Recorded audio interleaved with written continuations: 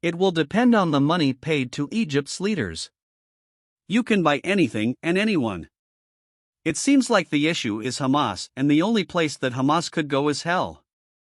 The Palestinians are hostages of the Hamas in Gaza. They are too afraid to talk. Iran talks a lot but is very short in action. They use proxy wars but never face to face. I think it's time for a direct war against Iran and to liberate its people from the crooked mullahs. Nobody in the region trusted Iran and never did, especially the Turks.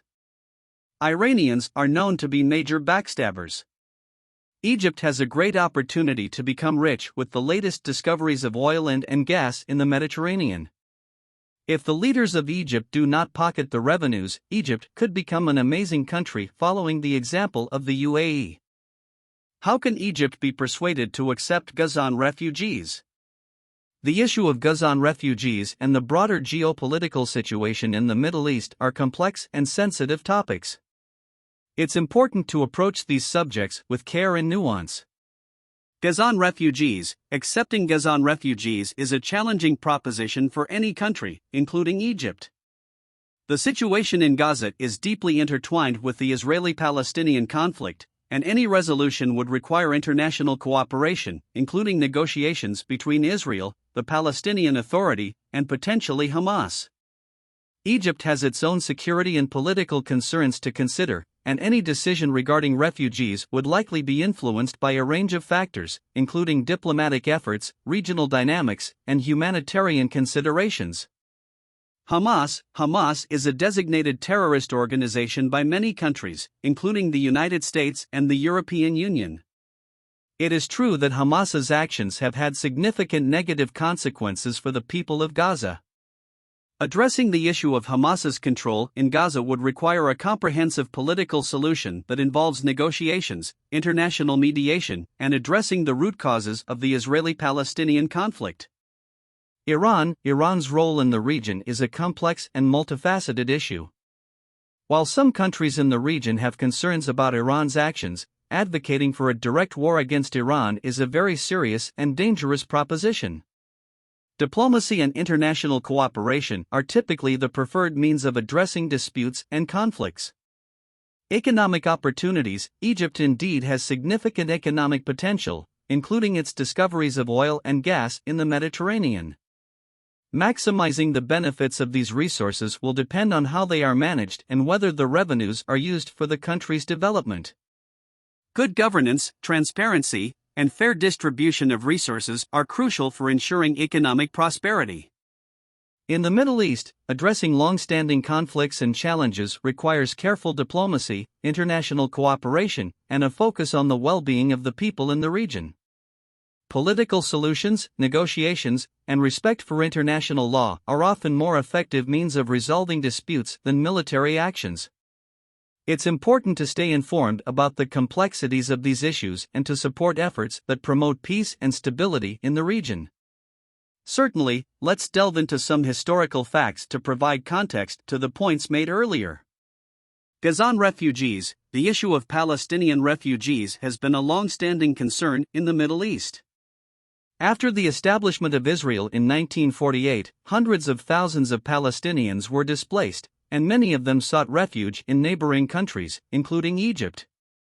The United Nations Relief and Works Agency for Palestine Refugees in the Near East, UNRWA, was established to provide assistance to Palestinian refugees. While some refugees were initially housed in refugee camps in various countries, including Egypt, the situation remains a complex and unresolved issue. Hamas, an Islamist political and military organization, was founded in 1987 during the First Intifada, a Palestinian uprising against Israeli rule. It has controlled the Gaza Strip since 2007. The group's status as a terrorist organization is recognized by numerous countries, making negotiations with it challenging. Various ceasefire agreements and reconciliation attempts have been made over the years, but a lasting solution has remained elusive. Iran's influence in the Middle East has grown significantly in the past few decades. Iran has supported groups like Hezbollah in Lebanon and has been a vocal supporter of Palestinian causes. Its involvement in regional conflicts has drawn both support and criticism from various actors. The Joint Comprehensive Plan of Action, JCPOA, often referred to as the Iran nuclear deal, aimed to address Iran's nuclear program and improve relations, but its status has been a point of contention. Egypt's economic potential. Egypt has made significant strides in its efforts to capitalize on its economic potential. The discovery of offshore natural gas fields, such as the Zohr field in the Mediterranean, has led to increased investment in the energy sector. The country's efforts to attract foreign investment and promote economic growth are part of a broader vision for development. It's important to note that the geopolitical dynamics in the Middle East are influenced by a multitude of historical events, conflicts, and shifting alliances. The region has seen numerous wars, negotiations, and peace processes, including the Camp David Accords between Egypt and Israel in 1978, which led to Egypt becoming the first Arab country to officially recognize Israel.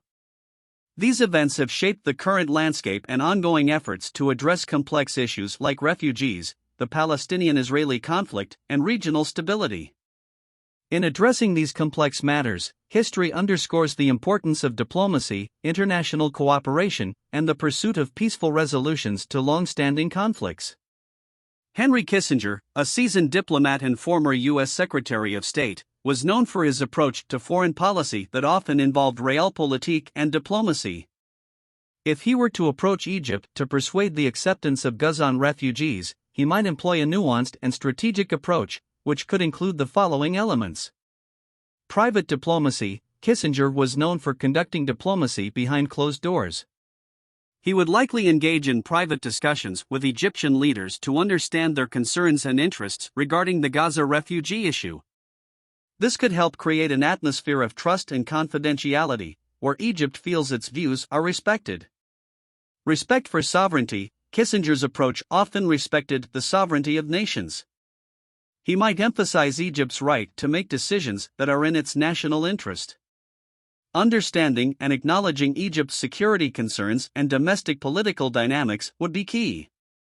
Regional cooperation. Kissinger might encourage regional cooperation on the refugee issue. He would highlight the benefits of working with neighboring countries, including Israel and the Palestinian Authority, to find a comprehensive solution.